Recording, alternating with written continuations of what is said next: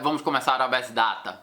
Então, habeas data, que eu acho que vai ser mais rápido que o habeas corpus. Habeas data também é um remédio constitucional. Eu falei no início da aula que remédios constitucionais são ações constitucionais responsáveis para garantir a rigidez do sistema jurídico constitucional, mais propriamente alguns direitos fundamentais. O habeas corpus, por exemplo, tem por função proteger a liberdade de locomoção, enquanto o habeas data, que é o nosso objetivo agora, tem por função proteger a rigidez, a correção dos dados que uma autoridade pública tem sobre você, que é um particular. Tanto você ter acesso a esses dados relativos à sua pessoa ou do seu interesse, quanto você ter o direito de retificar os dados que na sua compreensão estão incorretos, né? Então vamos ver como é que se dá essa ação de habeas data. Diz a Constituição. O que é que diz a Constituição? O habeas data, ele serve para conceder-se habeas data, diz a Constituição, para assegurar o conhecimento de informações relativas à pessoa do impetrante, constante de registros ou banco de dados de entidades governamentais ou de caráter público, ou para a retificação de dados, quando não se prefira fazê-lo por processo sigiloso, judicial ou administrativo. Então, por essa leitura desse dispositivo constitucional, dessa ação constitucional, desse remédio constitucional que nós chamamos de habeas data, ela tem por função você conhecer informações relativas à sua pessoa, né? Relativas às suas pessoas, que estejam constando em bancos de dados públicos, não são bancos de dados privados. Bancos de dados privados não cabe ação de habeas data, só bancos de dados públicos, ou você queira retificar esses dados quando você não prefira fazer por um processo sigiloso, né? Qual é a natureza do habeas data? É uma natureza individual, né? É uma ação individual. Não existe habeas data coletivo. Vamos aqui, uma associação entra com habeas data para retificar os dados de todos os servidores. Não existe isso. Existe outro tipo de ação. Pode caber até MS nessa questão que eu acabei de falar. Mas habeas data só é individual. É só a pessoa do impetrante que pode impetrar esse remédio constitucional que nós chamamos de habeas data. Diferentemente do habeas corpus, que é uma ação de natureza penal, o habeas data é uma ação de natureza civil, né? É uma ação de natureza civil, né? Só que, igual ao que existe no direito penal, as custas do habeas data são gratuitas, né? Tanto no direito penal não, tanto no habeas corpus quanto no habeas data não tem custas, são gratuitas essas ações, né? Beleza, Antônio Tenório? Prazer tê-lo aqui na live mais uma vez. Para que não serve o habeas data? Bom dia, Eronildo Azevedo, bem-vindo à live. O habeas data, ele não serve, por exemplo, para pleitear acesso em autos de processo administrativo. Porque o habeas data, ele não é um remédio constitucional apto para habilitação em ação ou ter vista aos autos de uma ação, ainda que seja um processo administrativo. O habeas data, como a gente viu no nosso conceito, ele serve para duas coisas.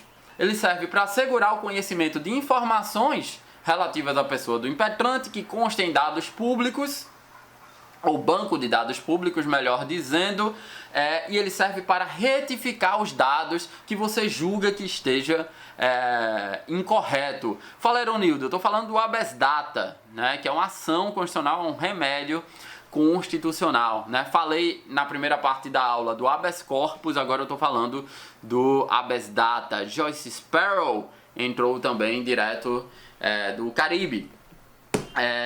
Então, o habeas data, ele não serve para você se habilitar ou ter vista de autos de um processo administrativo. O habeas data serve para você ter conhecimento de informações relativas à sua pessoa que constem em banco de dados públicos, ou para você retificar essas informações. Igual ao que diz a Lei de Acesso à Informação, o habeas data você não precisa demonstrar os seus interesses ou para que essa ação servirá, né? Você não precisa fazer esse tipo de coisa, né? Esse tipo de justificativa, melhor dizendo, né? Quando você ajuiza uma ação lá com base ou pede informações a uma autoridade pública, segundo a Lei de Acesso à Informação, você não precisa dizer para que você vai usar a informação. Mesma coisa acontece no habeas data. Você vai entrar com a ação de habeas data e você não precisa dizer para que você quer aquela informação, né? O órgão público é obrigado a lhe dar a informação relativa à sua pessoa ou que você queira retificar. Por exemplo, eu sou assessor criminal no Tribunal de Justiça de Pernambuco, eu sou doutor em Direito.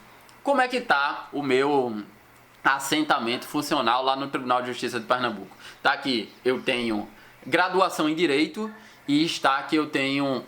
tá que eu sou mestre em Direito e que eu tenho graduação em Direito incompleta. É óbvio que isso eu não vou chamar de burrice, mas isso é uma impropriedade, né? Até porque se você fez mestrado em Direito, você tem graduação em alguma coisa e, em geral, o mestrado em Direito exige graduação em Direito. Mas está lá no meu banco de dados no Tribunal de Justiça de Pernambuco que eu sou mestre em Direito, mas tenho graduação incompleta. Não está lá nem referência de que eu sou doutor em Direito, né? Então eu poderia pedir essa informação ao tribunal. Se o tribunal me negasse, eu poderia entrar com uma ação de habeas data para retificar esses dados que estão incorretos. Afinal, eu já terminei minha graduação em Direito e eu sou doutor em Direito e nada disso consta lá no meu assentamento funcional. Então, mas eu não preciso... por que você quer fazer isso, Ronaldo? Eu não preciso dizer para eles porque eu quero. Porque eu sou amostrado e quero que esteja no meu assentamento funcional que eu sou doutor em Direito, né? Mas eu não tenho essa obrigação e eu não preciso demonstrar para eles porque eu quero fazer essa retificação ou eu quero ter essas informações. Beleza? Só para acabar essa parte introdutória do habeas data, o habeas data não é absoluto, né? A ação de habeas data não é absoluta. Por quê?